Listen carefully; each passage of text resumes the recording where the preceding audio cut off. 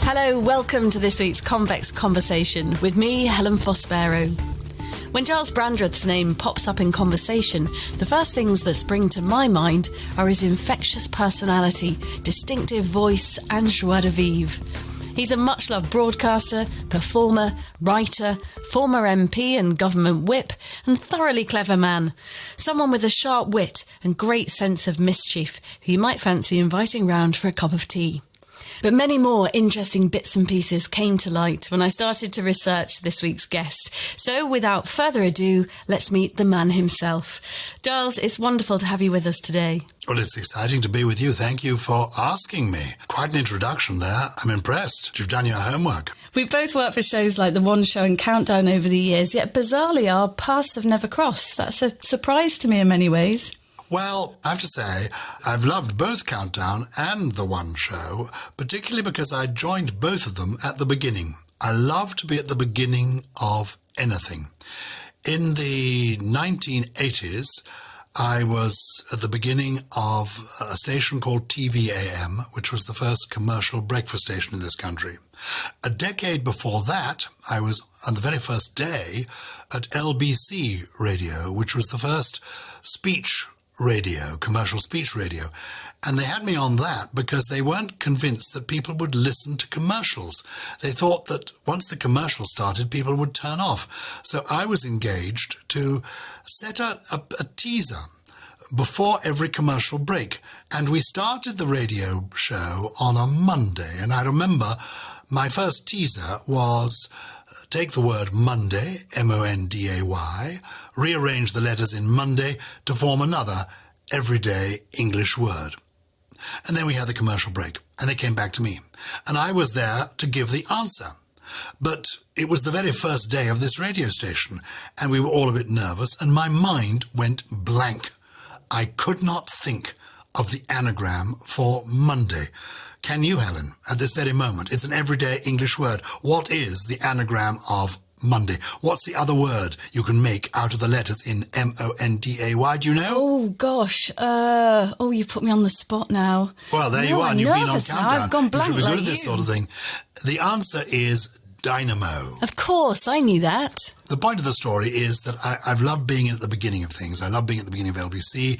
I love being in the beginning of TV-AM. And at the beginning of the 1980s, I was also there at the beginning of Countdown, the word game that is still running on Channel 4. And I love doing it then. And I've been part of the One Show family since that programme began about 14 years ago. So it's fun to be at the beginning of anything. I was at the beginning of Sky News, actually, but I wasn't going to say that because we celebrated the 30th anniversary this year, which is giving away my age a bit, so we'll leave it at that. Now, lockdown, Gyles, has meant something different for everybody over the last few weeks. And for you, 13 nights without Dame Judi Dench. Yes, it's been frustrating in some ways because I was due to do a show with Dame Judi Dench celebrating her amazing career. She's one of my role models. I admire hugely vintage people like her. She will acknowledge that she's 85, but she'll also, if you spoke the word, are you retiring in her presence, she'd hit you in the face. I admire people like her hugely. And we were going to do a show together, which we'd done a few tryouts of, raising money for charity, but we were going to do it at the Bridge Theatre in London. And then lockdown came, and so we had to cancel that. And then I was due to go on tour, 41 dates around the country, and we had to cancel that. So I've been at home, and because I am of a certain age, I have been totally at home. I've been going out every day for a walk, walking for an hour, 6,000 steps, and it's been fine. It's been absolutely fine. My heart, though, goes out to people of my children's generation. I have 3 children, 7 grandchildren. Sometimes people say to me, Gyles, why are you still working at your age? Why? And I say, why am I still working? I need the money. I've got 3 children, 7 grandchildren. I've discovered over the years that money is the one thing keeping me in touch with them. How's it been for you? Well, I've been podcasting, which is new to me. So 30-something years in broadcasting, but I've never done a podcast. So that's been keeping me busy. I've attempted a bit of homeschooling with the children, but that's gone horribly wrong.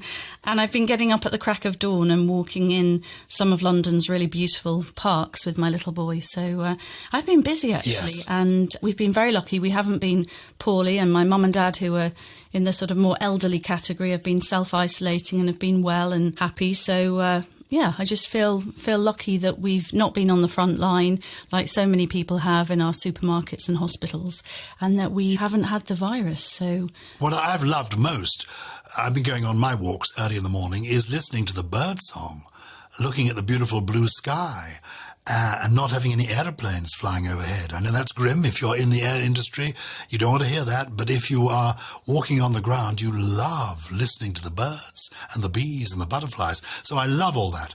I've been very good in that I'm quite a disciplined person. I've given myself a ration of news. At the beginning, I was only allowing myself 2 bits of radio or television news a day. Then I went down to 1. Now I'm catching up with the news every 2 or 3 days, and I have to say I feel the better for it. So I'm not following the news very closely. I'm working every day, and I'm trying to keep my mind active. And one of the things I have been doing is trying to learn poems by heart. I began doing this. In fact, this is one of the ways that Judi, Dench and I got together a couple of years ago, because I was making a radio program about the value of learning poetry by heart. And I've always been an enthusiast for learning poetry by heart. And I was chatting with a radio producer friend of mine. He said, "Oh, you bang on about this, Gyles. You say it's so good for you." I said, "It is good for you." He said, "We know it's good for you. You love it. But it's not necessarily good for everybody." And I said, "I believe it's good for everybody." And he said, "Prove it." So I set out to prove it. And we'd made this radio program. We discovered some fascinating things. We went to the memory lab at Cambridge University. And I met some of the neuroscientists there, and I discovered this remarkable lady called Professor Goswami, who was doing work with children. And I met some of these babies, small children, with sort of electrodes attached to their heads. And I said, "What's going on here?" And she said, "Well, we're measuring what's going on inside their heads." And I said, "What is going on inside their heads?" She said, "Well, one of the things we're discovering is this. If you speak rhythmical poetry to small children, even before they're born, they will, in time, speak better themselves. They will learn to speak better and sooner. They will learn to read better and sooner. And they will learn to write better and sooner, by virtue of speaking rhythmical poetry to them when they're newborn babies or before they're born." I thought, this is amazing. And she said, "There's more work. It's all to do with the rhythm," she said. "It's all to do with the rhythm of what's happening in your head. That's how it gets ingrained in it." But she said, the other end of the spectrum, older people like you, she said, looking at me, I didn't like that, but never mind. She said, older people, she said, lots of research that shows that learning memory by heart keeps the synapses supple, helps keep dementia at bay. The brain is a muscle. If you don't use it, you lose it. And she said, I said, "Well, my memory is going." She said, "No, it isn't." She said, "You're having senior moments." I said, "I am." She said, "But they're not a matter of memory. They're a matter of retrieval. It's still in there. It just takes you a moment longer to bring it out. The computer's so full, it takes you a little while longer to get it out where you want it. But you're still remembering things. You can still learn poetry by heart at whatever your age." And she showed me amazing research. The hippocampus, the part of the brain that processes memory, grows as many new cells when you are 70 as it did when you were 17. So there is no excuse for not learning something like poetry by heart when you're older. And of course, people like Dame Judi Dench, there she is, aged 85, learns a lot of poetry by heart, appears in plays.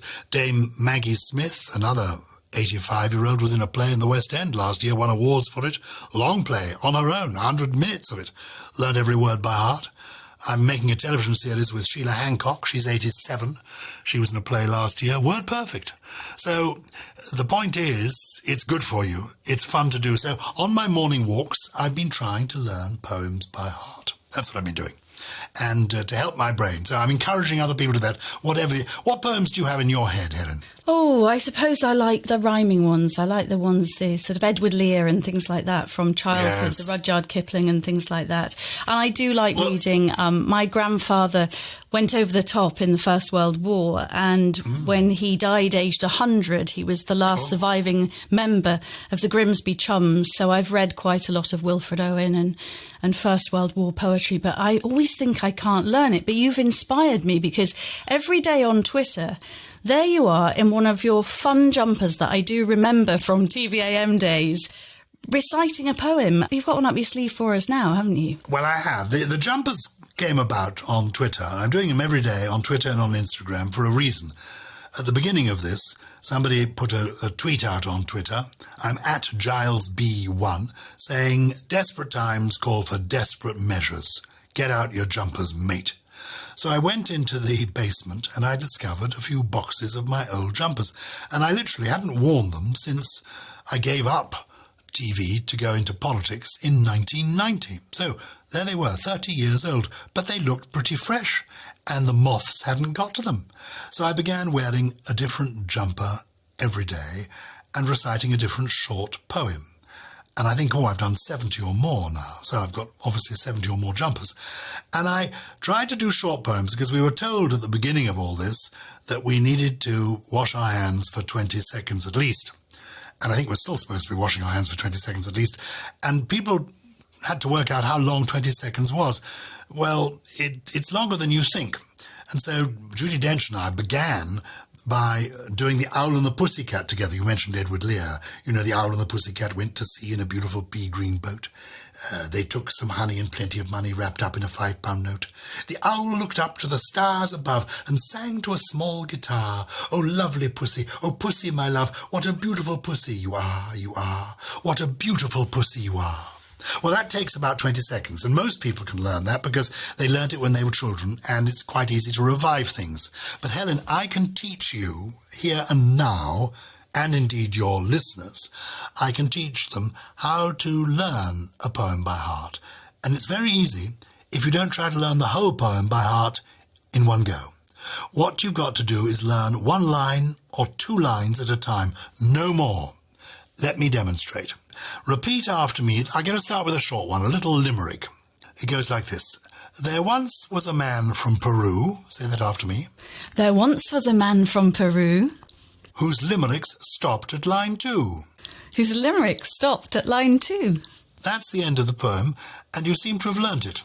There once was a man from Peru whose limerick stopped at line 2. Well, if you can master 2 lines like that, and anybody can, all you need to do when you go for your walk is decide, I'm learning these 2 lines today, just these 2 lines. And as you walk, you repeat the lines. You just keep repeating them till you din them into your head. Master the 2 lines today, the next 2 lines tomorrow, and then the next 2. And in 7 days, you can learn a sonnet. So 7 days from now, Helen, you and anyone else who's listening to this can have learnt a sonnet, which will be a fabulous thing to do. I mean, I was lucky because you mentioned was it your grandfather who was 100 years old? Yes. He belonged to a generation. That means he was born before the First World War, if you went over the top in 1914. So he was brought up before the era of radio, before television, before the movies got sound. So he and his family, they made their own entertainment.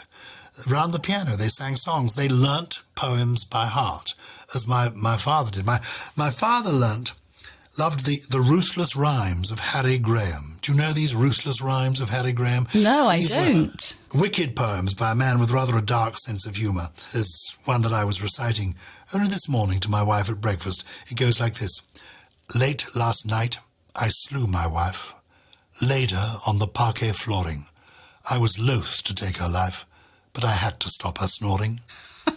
That's absolutely brilliant. And you're right about, Grandad Barker was born in 1896. And when going back to the very first day of Sky News back in February 89, my very elderly grandfather was the first person in Grimsby, where I'm from, to get a satellite dish. And he understood all of it. We didn't understand what satellite TV was about. And he said, you've got to remember in your life, he said, I never thought a lump of metal would fly in the air with people. But, he'd seen some extraordinary things in those years, and he taught me to always keep an open mind about everything, really. Well, as we are recording this, it's around the time of the 99th birthday of the Duke of Edinburgh. And if you've lived as long as him, if you think of the year he was born, 1921, if you go back, as it were, 99 years from that, you're even before the reign of Queen Victoria. It's amazing how in one or two steps you can go suddenly, instantly back. What's your favourite period in history? Oh, I don't know, really. It's interesting. We were talking to Greg Jenner today, the historian from Horrible Histories, and I did think about that subject this morning. I loved the reign of King Henry VIII, and I've always been fascinated, I think, by the Tudor period. And I think basically because it's brought to life in such a wonderful way at Hampton Court Palace and the Tower of London. Those stories really do come to life, don't they, when you can visit places like that? They do. I must say, I think I would be happier under Elizabeth I than Henry VIII, but I love that period. My period, if I had to choose a period to live in, I think I would choose, not our present period, I would choose the Victorian era. I love that because you can almost touch it.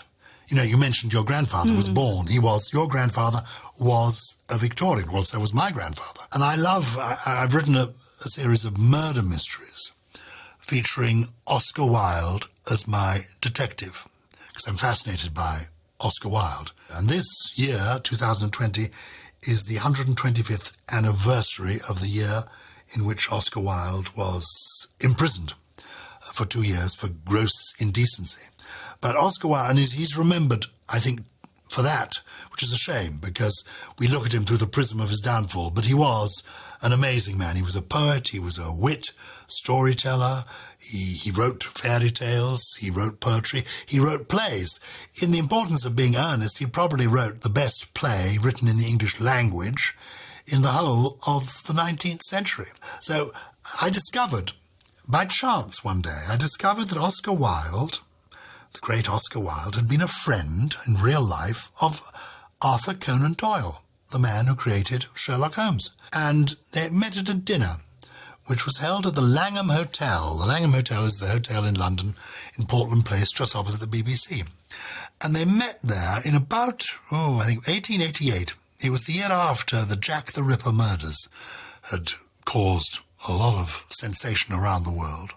And there was an American publisher in London, and he wanted to meet some young writers to persuade them to write murder mysteries for his American magazine, which was called Lippincott's Magazine. And he invited 2 or 3 writers to join him for dinner at Langham Hotel. And one of the writers was Oscar Wilde, then in his 30s, already well known as a personality, but not really well known as a playwright. And the other was Arthur Conan Doyle, who'd written one Sherlock Holmes story, but had no plans to write any more. And as a result of this dinner, Arthur Conan Doyle was persuaded to write a second Sherlock Holmes story, The Sign of 4, and Oscar Wilde wrote what became The Picture of Dorian Gray. So if it hadn't been for that dinner, we might have had no more Sherlock Holmes. We might never have had Dorian Gray. And it was a dinner that, in a sense, changed the course of literature. And a couple of years ago, I inaugurated the idea of having a plaque put up outside the hotel. So if you're passing that way, anybody who's listening who's going through London, near the BBC at the Langham Hotel, look at the little plaque that commemorates the time that Oscar Wilde and Arthur Conan Doyle met. And they were very different people, of course. Oscar Wilde was tall and flamboyant and outrageous, and Arthur Conan Doyle was more dour, moustached, more like a sort of white hunter from Africa. Very different types of human being, but they got on terribly well. And so in the murder mysteries that I've written, they are my equivalent of Sherlock Holmes and Dr. Watson. So I've had fun. I've written 7 of these books. The last, in fact, was about the Jack the Ripper murders. And it's been fun for me researching them and going back into Victorian London. That's the world in which I'd want to escape. And wasn't there a connection, Gyles, with somebody at school who knew Oscar Wilde? Yes, there was. I was brought up in London. I've lived in London all my life. I lived for a while in Lower Sloane Street, not far from Tite Street, where Oscar Wilde and his wife and children lived. And then I lived in a street called Oakley Street, where Oscar Wilde's mother lived. So I was aware of Oscar Wilde before I went to school. And I went to a boarding school in Hampshire called Bedales. And when I was there, aged about 13 or 14, I was sent to the cottage in the grounds where the founder of the school lived. He was a very old man. He was about 98 or 99 when I first met him. He lived to be 102. And he was called John Badley. Born in 1863, died in 1965. And he, it turned out, had been a friend of Oscar Wilde. And in fact, Oscar Wilde sent and he was the founder of my school. And so he was still living as a retired old gentleman in a cottage in the school grounds. So I went to play Scrabble with this old gentleman every Wednesday afternoon, and he told me about Oscar Wilde. And of course, because I was a schoolboy, a child, he never mentioned the scandal at all. He just told me about Oscar Wilde and what an amusing man he was. And I said to him, is it true that he was, Bernard Shaw said he was the greatest talker of his time, perhaps the greatest talker of all time. And Mr. Badley said, oh, yes, certainly he was. But the reason he was so brilliant, according to Mr. Badley, was that people thought he was such a brilliant talker because, in fact, he was such a brilliant listener. And Arthur Conan Doyle, when he wrote about Oscar Wilde, said that there was a great deal of give and take. What he said was golden, but he also gave you the time. And it was because he was a great conversationalist. He listened as well as talking. And I know I'm burbling away here and not listening very much. You've got me here to talk. But I learnt a lot about Oscar Wilde and what a nice man he was and how his conversation apparently was famous. It could cure the toothache. He so distracted you. And he could be spontaneously witty, but he also prepared some of his jokes, which was ingenious. I mean, he really was spontaneous sometimes. When he was being tried, or when he was on trial, there was a famous exchange when he was asked about one of the sort of male brothels that he had visited in Little College Street, which is in Westminster. And he asked, had he been to Little College Street? He said yes. And he was asked, did he know that Little College Street was a very disreputable street? Did he know that it was in a very disreputable part of town? And Oscar Wilde replied immediately, oh, yes, I did know it was very near the House of Commons. And he said that immediately. He could be spontaneously witty, but he also would devise jokes, have little set pieces that he would do. So it was fascinating to meet. So I'm very lucky in life. I've shaken the hand that shook the hand that wrote The Importance of Being Earnest, which is fabulous. When I was researching my books, I came across an account of a dinner. And at this dinner were 6 people sitting around the table. One of them was Oscar Wilde, and then there was Arthur Conan Doyle, his friend, and then there was Arthur Conan Doyle's brother-in-law, who had created a character called Raffles, the gentleman cracksman. Then there was Bram Stoker, who was at this dinner because he was the manager of Henry Irving, the great Victorian actor, and Arthur Conan Doyle wanted Henry Irving to play Sherlock Holmes. He never did, but he did appear in another play by Arthur Conan Doyle. But that's not the point. Bram Stoker went on to create Dracula. Also at this dinner was Robert Louis Stevenson, who created Dr. Jekyll and Mr. Hyde and Treasure Island. And the youngest person at the dinner was the young James Barrie, who went on to create Peter Pan. So there you have, at one dinner, one evening, sitting around the table, the people who created Sherlock Holmes and Dr. Watson, Raffles, the gentleman cracksman, the man who created the picture of Dorian Gray and that portrait in the attic that grew old while the man stayed young, the creator of Dr. Jekyll and Mr. Hyde, the creator of Dracula, the creator of Peter Pan, all sitting down and having dinner together. What was there in the fog of London in the 1880s that enabled these men to create these characters that are alive for us still, a century and more later? Amazing, phenomenal. Gyles, your absolute love of words and language and literature started young and came from Mum and Dad, didn't it? Yes, there's a poem by Philip Larkin that has a rude opening, and I paraphrase it and say, if I was going to write a poem about my parents, it would begin, "They tuck you up, your mum and dad." Because when I was a little boy, my parents tucked me up in bed and they read me stories and they recited poems to me, and it was fun. And they introduced me to my love of words and language. My father was a lawyer. He was in the business of words and language. And my mother was a teacher, a very gifted teacher. She was one of the pioneers in helping people with dyslexia. So they introduced me to my love of language, and it's really never left me. And I love language. Language is power. Language is what defines us, is what makes a human being human. You know, no matter how, as I think it was Bertrand Russell said, no matter how eloquently a dog may bark, he cannot tell you that his parents were poor but honest. Only language can do that. Only words can do that. And that's why I know you're a great friend of my great friend, Susie Dent, the lexicographer from Dictionary Corner in Countdown. And that's why we started a year ago our podcast, Something Rhymes with Purple, to celebrate language, to explore language. Because though I love it, I don't know nearly enough about it, and I learn more and more from Susie every week. I mean, I love collecting words, but I'm not very good at remembering. She introduces me to such amusing words. As I chat to you, I'm drinking tea from one of our Something Rhymes with Purple mugs, and in it, it's got the word gongoozle. Do you know what gongoozle means? No, go on. To gongoozle is to look idly at water or liquid. So you can gongoozle sitting on the bank, gazing over the running stream, or you can gongoozle sitting as I am, gazing into your mug of tea. So I like discovering new words. And years ago I started, in fact many years ago, 50 years ago, I started the National Scrabble Championships. I'm a keen Scrabble player.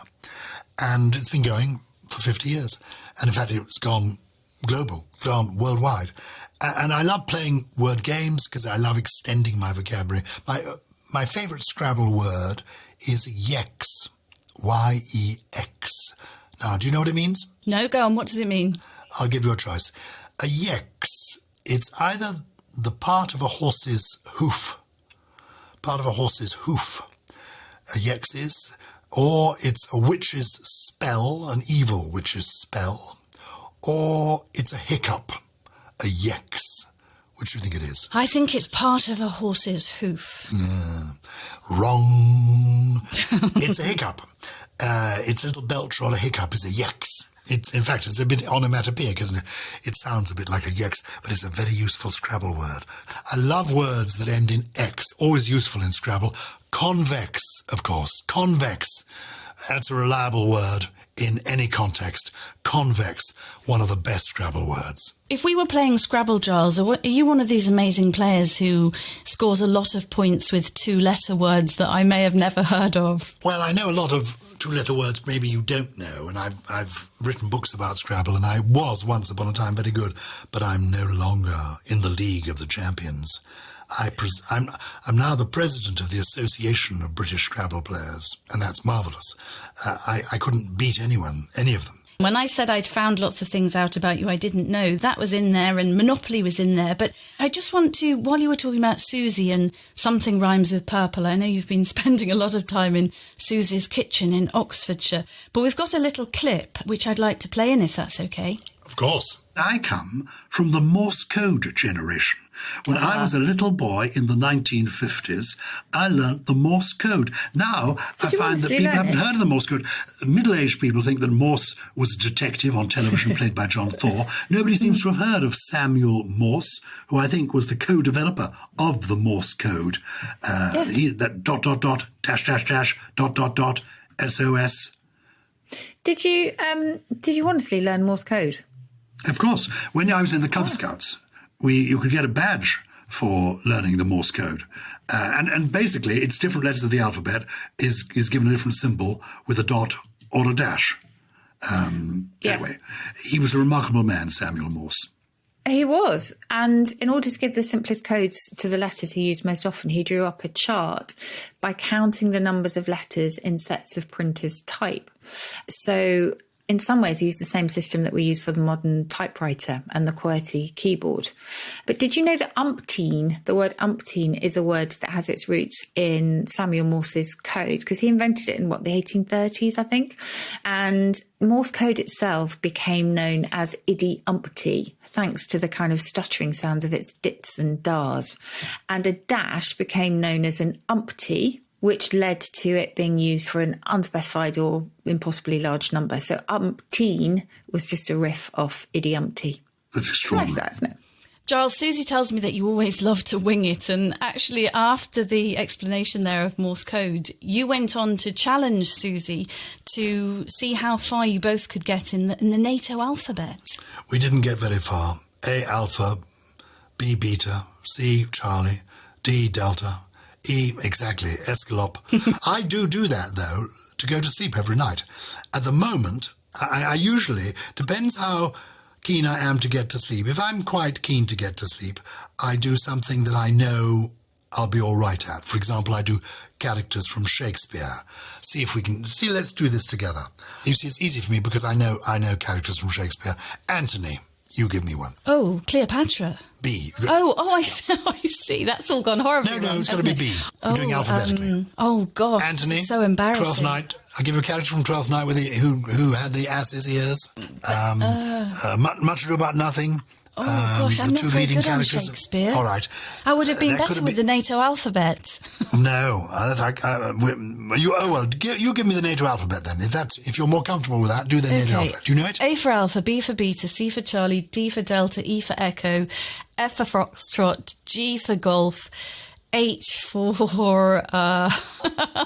Well done. I for Indigo, India. No, I haven't got too far. I think I've beat Susie though. I think she got stuck at G. Now the trouble with playing this game is that it wakes you up if you're trying to do it if you're going to sleep, and then you end up waking up, finding your mobile phone and looking it up. So I always do things where I know the answer. Last night I was doing, and I do know the answers, I was doing poets. So I did W.H. Auden, followed by Rupert Brooke, followed by Geoffrey Chaucer, followed by John Donne, followed by T.S. Eliot, and so on. But I do that because I know the answer. And if you're trying to get to sleep, it's good to do something where you know the answer. Do you struggle to get to sleep, Giles, because your mind's so active and you've got so much going on? No, it's a guilty conscience. Of course it is. I just can't get to sleep. It's the shame. No, actually, I'm quite good at getting to sleep. It's the waking up. I get to sleep very easily. I then tend to wake up, usually at about 5 a.m., which is just a bit too early to get up. So that's when I have to try to get to sleep. And I just play these different games. But I have been playing a good game that my mother always encouraged me to play recently, Counting Your Blessings. It's a very good game to play, and the idea is not simply to count your obvious blessings, but actually every day to think back over the day and think, what's happened today that I want to put in my list of counting your blessings? So I do that every day. I count my blessings. And do you count your blessings that in 1968, when you were 20... There's a wonderful black and white photograph of you in the ABC tea room in Baker Street, actually, Sherlock Holmes territory, with a very beautiful lady who's still by your side, 52 years on. That got me choked up, actually. Yeah, well, it's got her choked up for a different reason, though. She keeps changing the locks, but I somehow managed to come in through the window. Yes, I'm certainly very, very lucky. I met my wife, curiously, you're right, we were students at university then, we were both at Oxford University, and I was putting on a production of Cinderella, the pantomime Cinderella, but we did the auditions during the summer term. It was going to be the autumn show, obviously, in the run-up to Christmas, and I was doing a vintage version of Cinderella by Byron, not the poet, Lord Byron, but a distant cousin of his called H.J. Byron, who, incidentally, among other things, invented the character of Buttons. He also invented the character of Widow Twankey for Aladdin. Anyway, he wrote pantomimes and burlesques, and I unearthed one of these, his version of Cinderella. And I was auditioning girls to play the part of Cinderella. And I put up notices all over Oxford saying, if you have got the qualities necessary to play a fairy tale princess, please feel free to come to New College Cloisters on this date. And on the 6th of June, 1968, at 3 p.m, a girl came in for her audition. And once she'd done her audition, I said to her, do you fancy a part in the chorus and a Chinese meal? She told me what I could do with my part in the chorus, but she accepted the Chinese meal. And this does rather date the story. We went to a Chinese restaurant, we had the set meal, each of us, and it was 1 shilling and threepence for each of us. That's 2 and 6, which I think is 12.5p. That's a meal for 2. 3 courses. Did you treat her to the Chinese? I hope I treated her. Of course I treated her to the Chinese. I treated to the Chinese. But she played hard to get, and the truth is she's still playing hard to get, which I think is probably why I'm still here. Just, hoping eventually she'll come around to being reconciled to me. But she's very tolerant. That's the secret of what she has, is infinite tolerance.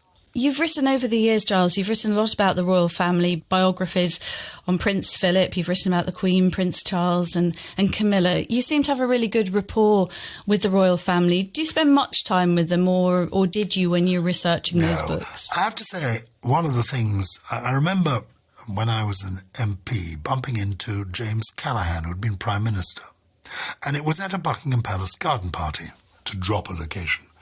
And we were in the kind of inner tent where the Queen is. And I said to him, oh, now you've been Prime Minister and you're a Knight of the Thistle, you're really friends with the royal family. And he said, oh, no. He said, no. You've got to remember with royalty, they offer you friendliness, not friendship. Never forget the difference. And I haven't, and indeed, they have always been extremely friendly to me. And as you say, I wrote a book about the Queen and Prince Philip, and I was given privileged access to walk with them and talk with them as they went about their official duties. And it was great fun, and it was fascinating. But there is an invisible moat around the Queen at all times. There really is. Somebody, in fact, it was Joyce Grenfell's mother, once said that when royalty leaves the room, it's rather like getting a seed out of your tooth. There's something a bit awkward about being in the presence of royalty. I'm sure you've met royals, you know what it's like. There's a lot of nervous giggling going on. But with the Queen, it's different. The Queen is the Queen, and there is this invisible moat around her. Nobody treats the Queen normally. Nobody actually can speak to the Queen as an ordinary woman, except for Prince Philip. And nobody can say to, the Duke of Edinburgh, oh, Philip, do shut up, except for the Queen. And she does. So I'm fascinated by them. I'm a huge admirer of theirs too, of what role models they both are. And there they both are in their 90s, just carrying on, just doing their own thing. I think one of the things that is interesting about them is that they're not interested in themselves. They really aren't. I do know that the Duke of Edinburgh did read my book because he corrected some of the proofs. But I don't think he read it after it was published. He just corrected it for factual accuracy and put me right on certain things. But they're not interested in themselves. People say, well, do they watch The Crown? It's the last thing in the world they would want to watch. A soap opera, fictionalized version of their own story. It just doesn't interest them. And that's, I think, why they are happy people. I interviewed a great psychiatrist once, Anthony Clare, and he said to me that to be happy, one of the things you need to do is to look up and out and the world beyond you, and to cultivate a passion, something in your life that interests you beyond your work, beyond yourself. And I remember knowing Margaret Thatcher, because I was an MP, and I knew her, and indeed my wife and I got to know her quite well towards the end of her life. And she wasn't a very happy person when she ceased to be Prime Minister, because the passion, the abiding, ongoing passion of her life was politics. And when that was taken away from her, then when that was denied her, she had nothing else to fall back on. No other passion in her life. And she became an unhappy person, particularly after her husband, Dennis, died. Now take the Queen, born the same year, same age as Margaret Thatcher. Here is the Queen now, 94 years of age.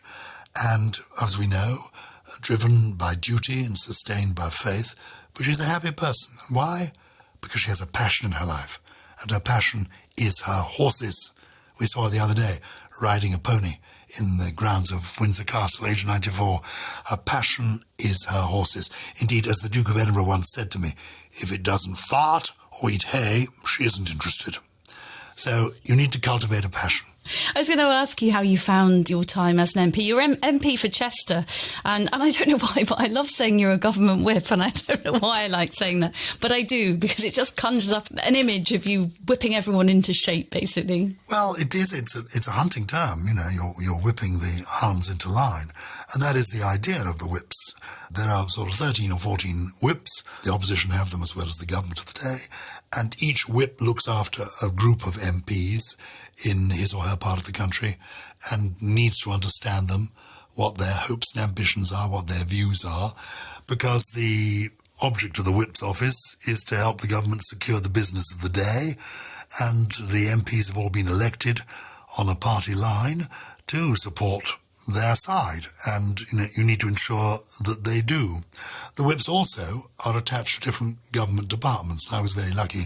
I was attached to some really interesting government departments in my time, including health and transport, the arts department, but ultimately the Cabinet Office and the Treasury. And it was a fascinating time to be. It was the 1990s, so it was a difficult time. The government had no majority to speak of, but it was a wonderful. I enjoyed it very much.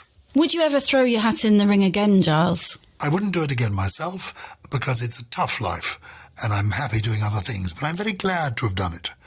It's easy to make a noise. Making a difference is what it's about. And indeed, when I was an MP, in one small way, I did make a difference, because I introduced something called the 1994 Marriage Act, which was a private member's bill.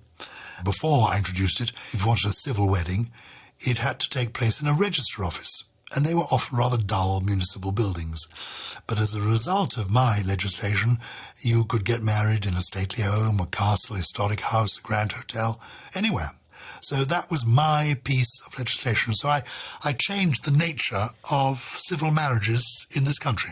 You really did make a difference. I think that's something to feel very proud of. And you also came up with the idea of putting statues, didn't you, on plinths? Oh, well, that is my other little achievement. When I was a whip or parliamentary private secretary, one or the other, I was at the Department of what's now called Culture, Media and Sport. I think it was called then the Department of National Heritage. And the offices were in Trafalgar Square. And I was walking across Trafalgar Square one day from the Houses of Parliament to the ministry, and I noticed one of the plinths was empty. No statue on the plinth. And I went in and I said, who's responsible for these Trafalgar Square, the plinth? And they said, oh, we are. I said, well, there's an empty plinth.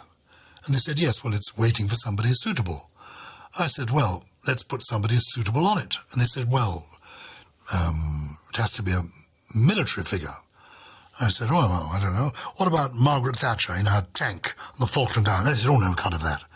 I said, oh, fine. I said, well, but let's have something on that plinth. And so we came up with the idea of having a competition. And that's why on that fourth plinth in Trafalgar Square, every few months there's a changing piece of art. So every few months the work of art changes. I particularly liked it when there was a giant thumbs up there. There was a blue cockerel for a while.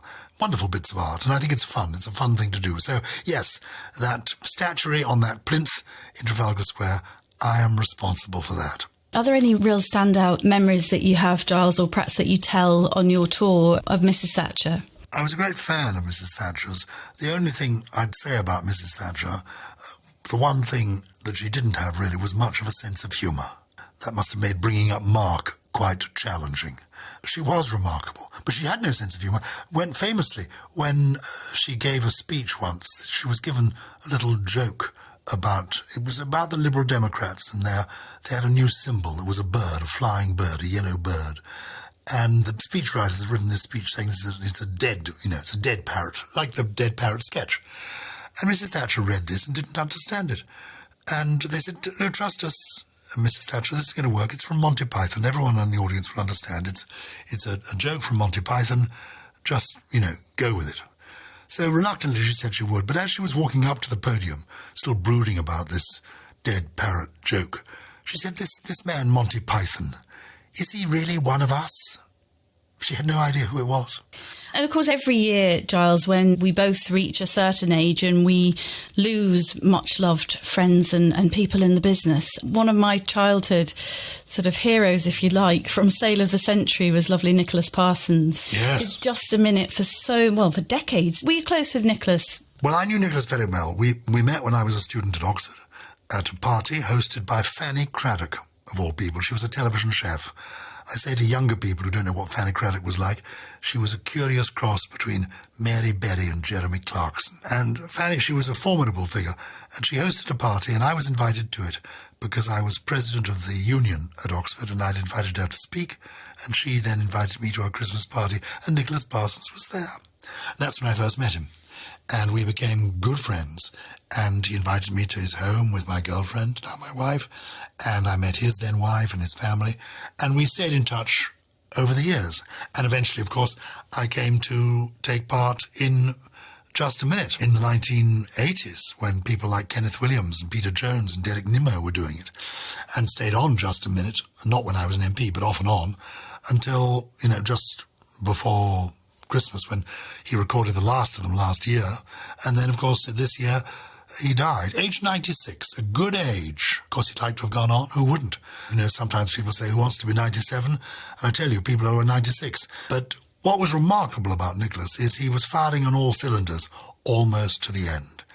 And he played Just a Minute. You listen to him. The joy of that programme is it is unrehearsed. It is spontaneous. You're doing it against the clock. And you really have to have your wits about you. When he was poorly, I stood in for him a couple of times, and I know how much you have to have your wits about you.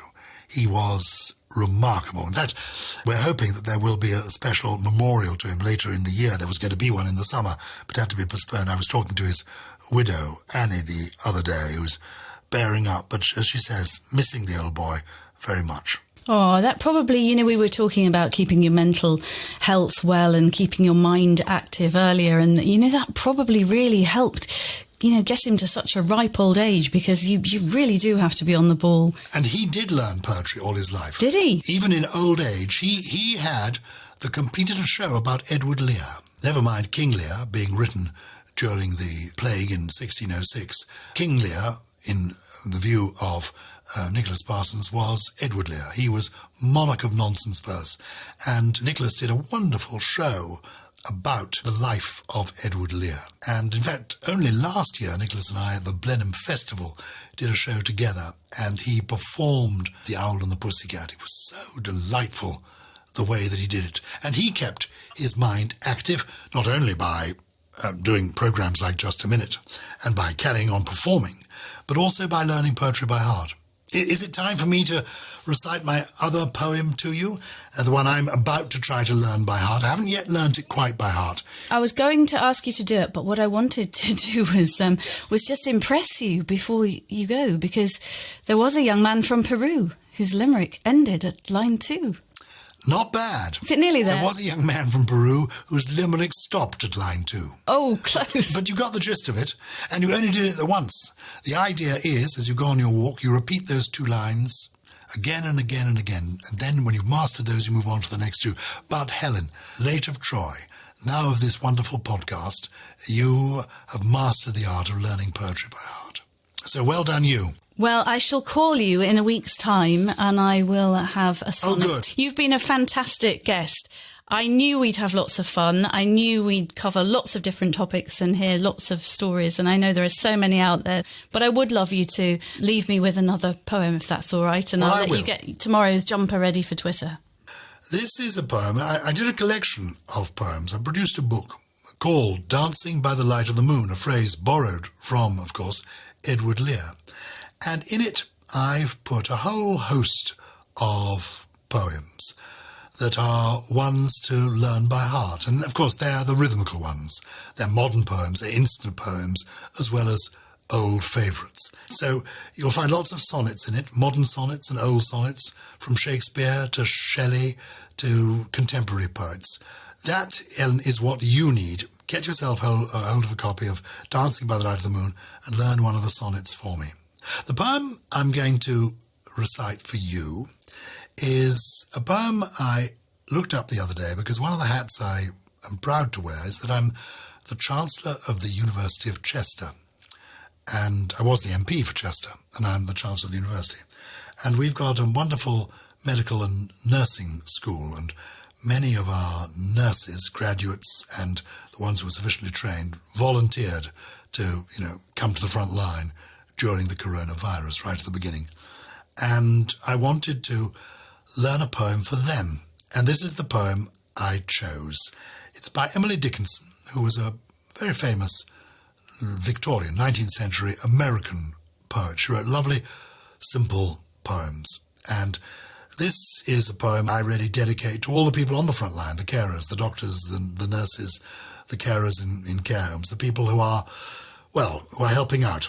And the poem is called If I Can Stop One Heart From Breaking. It's by Emily Dickinson, and here it is. If I can stop one heart from breaking, I shall not live in vain. If I can ease one life the aching, or cool one pain, or help one fainting robin unto his nest again, I shall not live in vain.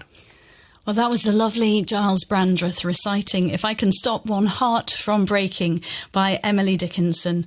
Don't forget, if you love words and stories behind them, do have a listen to Something Rhymes with Purple, the podcast Gyles does with etymologist and lexicologist and Dictionary Corner star Susie Dent from her kitchen in Oxford. Thank you very much for joining me for the Convex Conversation. I hope you've enjoyed our chat as much as I have. You can find us at convex.podbean.com and on Spotify, Google and Apple Podcasts. Stay safe, and I'll see you soon.